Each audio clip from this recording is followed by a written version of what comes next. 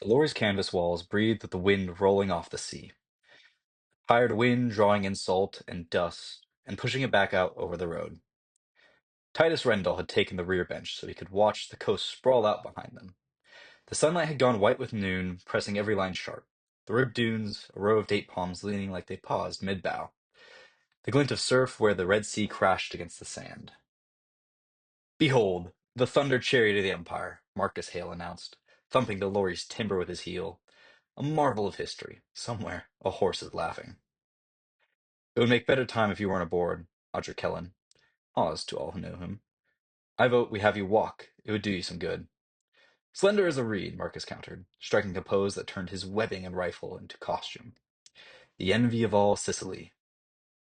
Jonah Pell pushed his spectacles higher on his nose. The lenses were already powdered with dust, making him look as if a faint fog was before his eyes. "Sicily envies nobody. She is envied." "Poet!" Marcus said. "He'll quote the Psalms next, and then we'll truly be doomed." "Psalm 144, Jonah said, rising to the bait. "Blessed be the Lord, my rock, who trains my hands for war, and my fingers for battle." "Hands for war," Marcus echoed, flexing his fingers like a sorcerer about to conjure. "Fingers for battle. I do believe I was born for this." "Born for boasting, at least," Oz said. Titus smiled despite the weight inside his chest. The four of them had been matched again and again in a dozen drills and marches and examinations, carrying each other's blunders the way brothers do. The convoy pushed north, two armored cars at point, their turrets prickling with antennae, a half-track hauling a gun, their pair of canvas-topped lorries. Finally, a field ambulance painted a quiet green that didn't fool anyone. Somewhere behind, a second line of supply wagons would be creeping, full of tins, tools, and the little luxuries quartermasters are privy to. The captured port they'd left at dawn already flew angling green from its custom house. The crescent banners had been torn down and torched. In the alleys, shutters opened lightly and closed again just as gently. On the porch of a house with cracked columns, someone had hung laundry, shirts, and sheets, and a dress that had seen better days. The color looked clean against the battered stucco, despite the wear and tear. Many of the inhabitants had already left, for they were free to do so. But for the ones who decided to stay, the field chaplains had already begun their ministry. They brought not just food, medicine, and physical healing, but teaching of the true healing which comes from God. The mosque, that house of demonic worship, full of idolatry, which stood tall at the center of the town, had been reclaimed. The red crescent which stood so tall had been torn down, and a cross erected in its place. The halls now filled with the glorious psalms sung by the faithful. "Do you remember," Jonah asked suddenly, "the winter Pastor Wren made us copy Psalm 2 by hand? 'Why do the nations rage? And why do you blot your page until it looks like a map of the archipelago?'" Marcus cuts in. "I remember that." Oz's mouth tilted. "He made us stand and recite it in turns." "He who sits in the heavens laughs," Wren said. "Learn that sentence. You will need it when fools pretend to be gods." The memory spun clearly into Titus's mind. Frost whitening the academy quad, their boots squeaking against the stone, breath frozen the moment it left their mouths. The little chapel had smelled of oil, stone, and paper. He'd stood there in a coat that didn't fit yet, but held the promise of glorious duty. A gust tugged the canvas. The driver's voice barked through the opening in the back of the cabin. "Eyes open. Watch balconies and doorways. If it looks wrong, it is wrong. God keep us." The road bent inland where a spit of rocks made a small pathway through, and then entered a ribbon of houses. The past-south sun, bleached and old. Bullet holes riddled the walls, a balcony grouped with its ironwork sprung like a broken jaw. Yet from one archway came the good smell of bread, and from another a radio's thin, brassy joy, the kind of music that insists, stubbornly, on existing despite the war-torn surroundings. A boy on a rooftop flew a kite fashioned from a ragged sack, its tail a strip of cloth knitted together. He grinned down and dipped the kite toward the convoy. Marcus pressed a hand to his chest as if fatally struck. The boy laughed and let the kite rise again, its shadow skittering over scorched plaster. "Forward scouts report this lane clear for the next few miles," Oz read from a penciled note he'd taken off a motorcyclist at the last checkpoint. "No traffic expected." "We should be so blessed for the next mile," Marcus said. They were until, suddenly, the air changed. A low cottage on the left had once kept chickens. The coop had collapsed into a tangle of plywood and chicken wire. Beside it, the road's paving stones looked newly set, but bruised from frequent use. Titus's brain filled away with the details. His eyes stayed on the second-floor balcony where a curtain stirred in a way that the wind didn't compel. "Rail," he said. "Jonah, left. Marcus, right. Oz, watch that." The road heaved. The armored car at point bucked with a sound like a sudden lightning strike. A geyser of dust and stones lifted it and set it crooked. Blast rolled back down the convoy. Wind, grit, and a shove that knocked Titus against the lorry's plank. Canvas ripped like a paper. For a breath there was no sound at all, just a pressure like being underwater. And then the world rushed back in. Shouts, the flat stamping of rifles, the stammer of a machine gun. "Down!" someone bawled. Titus's hands held the bench flat a heartbeat longer than they should have. He saw the white dust trembling in the air. He saw Marcus's eyes snap back into focus. He saw Jonah's jaw set. Somewhere inside his mind, a switch flipped, and then he was moving. Boots into dust. Shoulders against the lorry's side, cheek pressed tightly to the side. "Rendell!" Sergeant Lewis shouted, positioned 2 trucks ahead, and now somehow at Titus's left. Voice clean as a bell through the crackling. "Stack on me, left. Structure. Go." The home with the restless curtain was opposite the broken coop. Titus glanced once to the road's edge and saw it, the end of a wire, thin and greased against the curb, disappearing into a doorway. The sort of wartime trick anyone with a charge and patience could rig, even without modern equipment. He tapped Marcus and he moved quickly, and his banter thinned to something lean and useful. Jonah came behind him, hands slightly shaking. Oz slid in behind, patiently waiting his turn. They stacked up on the left of the door, heads low, rifles up. The door of the home looming a panel bowed with age, its paint scabbed away by hands and weather. "Mills," Lewis said softly, and the lad at his elbow pulled the pin, cracked the door with his boot, and tossed the grenade inside. A white flash banged the corridor flat. They went in. Training returned like an old friend. Left, right, angles, corners, rooms announced themselves with smell before sight. Stale tea, bodies, kerosene, ash. A crib by the stair, shoes lying carefully along the wall. Voices. One shouted. One answered with a warning. Titus didn't understand what they were saying, but they sounded like men telling each other they were about to be brave or dead. Second floor corridor. A door swung, a muzzle appeared and barked. Plaster stung Titus's cheek from the impact. He felt the rifle's stock kiss his shoulder. The sights were a level horizon on which his mind steadied. "Hold," he said. Inside the first room, a woman crouched with 2 children behind an overturned table. The shooter was behind a wardrobe across from her, firing blind. Shell barrel out, fire, jerk back. It was ugly, idiotic, and entirely predictable, because his strategy can be taught faster than marksmanship. "Don't shoot," Jonah said, barely breathing air. "I know." Titus's mouth was dry. Some part of the brain began to tally. Floorboards, windows, the wardrobe's feet. There. And the pattern of wildfire. There and there. He went 2 steps left, dropped to a knee. He exhaled, and the world grew smaller. When the barrel showed, when the black oval of its mouth reared its ugly head. In a flash, Titus followed the path his brain had set, quickly moving into position before the shooter could fire. His finger found the pressure it had been taught, and let a single round go into the space he predicted would contain his target. The rifle answered. His opponent, as his previous pattern suggested, moved straight into the spot the bullet targeted. The wardrobe's edge spat splinters. A dull thud. Silence. "Clear."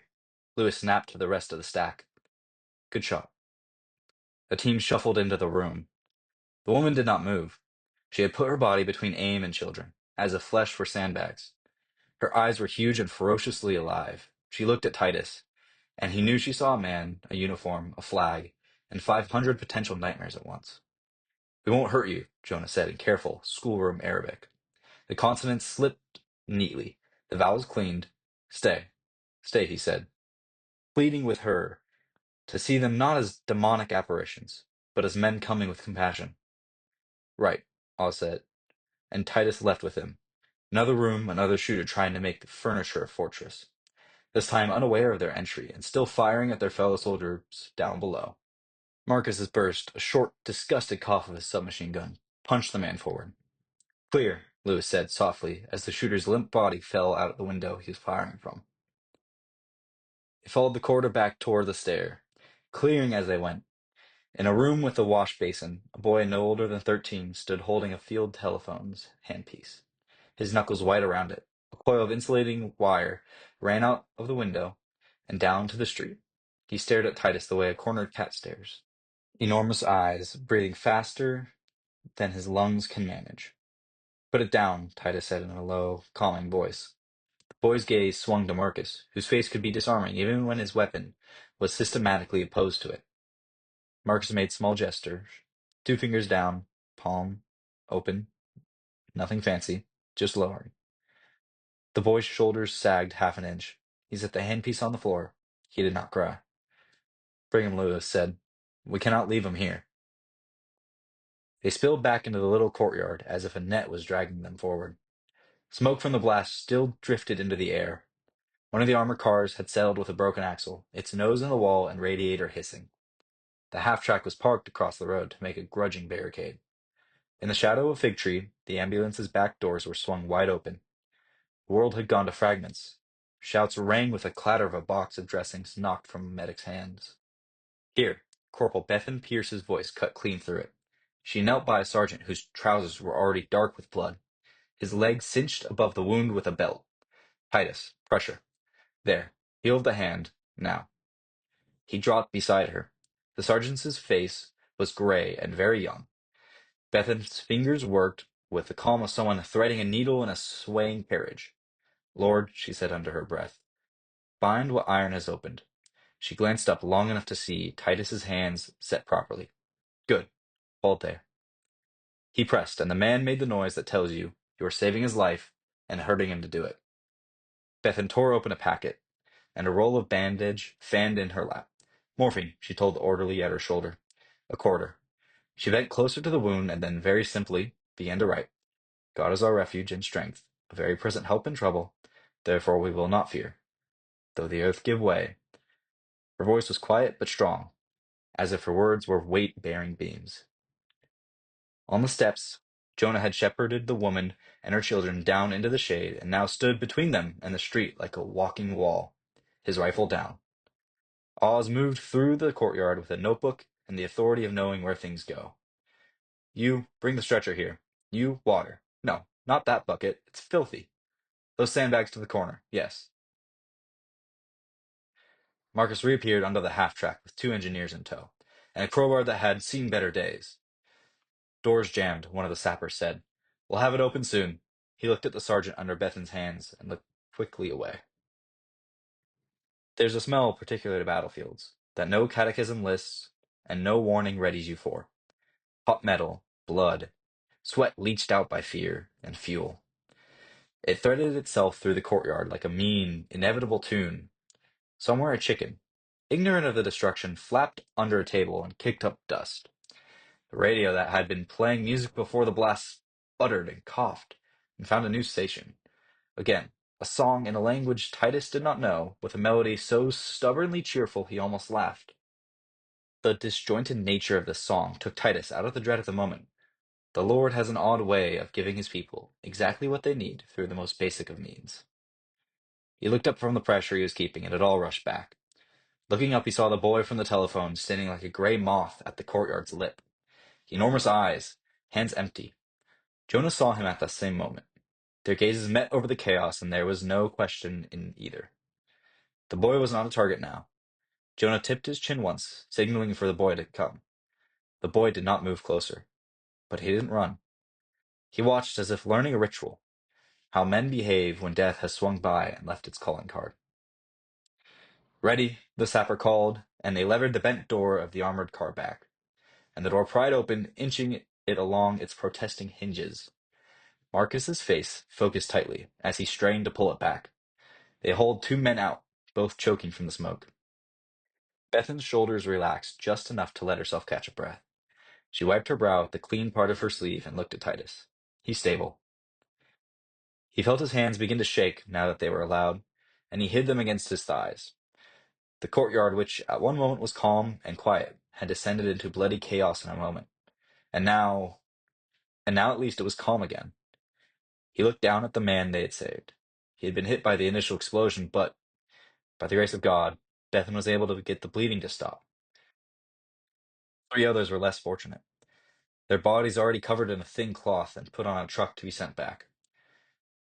back to their mothers, their fathers, their wives, their families, with the memory of a hero, but nothing more than that. He heard himself speak before he knew he thought the words. Why? He said.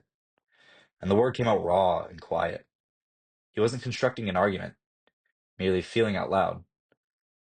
Lord, why would you let men do this? This wickedness and pain. It hurts. I know the answers. I know you work all things for the good of your people, but I cannot help asking. Why like this? No thunder, no answering trumpet, only the ordinary chorus of ordinary things and ordinary people. The small things God often works through. Wheels shouting, linen snapping on a line, the half-track coughing, someone offering a quick prayer for a fallen brother. Lewis's hand closed on Titus's shoulder. We've got to block that alley before they come again, he said. You take your three. Make sure the alley's clear. Titus nodded, grateful for an instruction that kept his mind from wandering. He gathered Marcus, Jonah, and Oz with a gesture. They slipped back through the arch with their rifles low and their eyes high. The alley was quiet, and the air had settled as if nothing had happened. They checked doors and windows as they went. There were varying footprints in the dust, bare, booted, and the splay-toed marks of sandals. Near the curb they found a thin metal wire. He crouched and touched the copper as if a thread could tell him anything about evil. It told him only that men are clever, and patience makes cowards dangerous. They returned to the courtyard with their faces set. The wounded that Bethan could save were already on their way to a field hospital. The ones she couldn't were wrapped with the same attention given to living men. The worst of the rush had broken. A woman at a balcony took the water Jonah hurled up to her and bowed her head without words. A gull laughed while perched atop a house, and the sea in the distance could be seen crashing along the shore. Bethan came and stood next to Titus without speaking. Her hands were scrubbed, red where the glove's edge had rubbed them raw. The heaviness of it all had seemed to take a toll on her, as it did them all. Drink, she said. The water tasted refreshing on his parched throat. Most of them will pull through. You did good out there. Marcus dropped onto the step and let his head fall back against the wall, mouth wide open. Well, he said, voice gone hoarse, if anyone asks how the war is, I shall tell them it's loud. Oz made a mark in his notepad and snapped it shut. And ugly, he said. Jonah didn't speak. He looked at his hands and then wiped them on his trousers, as if that could change anything. He lifted his eyes. They used her, he said. They put her between them and justice. Titus found his throat closing. And the boy, he said. He had... Titus stopped. The field telephone had been a weapon. Had the boy even known what they asked him to do? Rage began to bellow up inside him. It's evil. Marcus turned his head. Yes, he said simply. And for once, there was no wit behind his eyes. Titus stepped away to the alley mouth, where the breeze from the sea blew gently. He set his palm against the sun-warmed wall and lowered his head. The posture of a man who has learned to bow when the word is read and when the world is heavy. Lord, he said, why do you let such terrible things happen? I know what sin is. I have learned the doctrine, but catechisms are different from reality. Why let the wicked prosper? I know we're here to stop them, but why have you let humanity fall this far? He lifted his head. The stone had pressed a little grit into his forehead. He scrubbed it away with his thumb. Amen, he said. Not because he felt anything new, not because the sky had changed, but because Titus had said all he had to say. Sergeant Lewis was calling orders in a voice pitched to cut. The convoy needed to nose forward, to make space for a replacement armored car. There were shutters to check, a rooftop to clear, and a path to make to the next hamlet where the map said someone had scrawled, well, 40 years ago. There will be more laughing goals and more clean laundry and more terrible uses of people by men whom cowardice had taught ingenuity. Titus rejoined his friends. Marcus levered himself up with a groan. Jonah pushed his spectacles into place. Oz rolled his pencil between thumb and forefinger and tucked it behind his ear. They climbed back into the lorry. The canvas breathed. The engine shuddered. Titus kept his eyes on the world in front, and under his breath he recited to the one who hears, "Why do the nations rage, and the peoples plot in vain?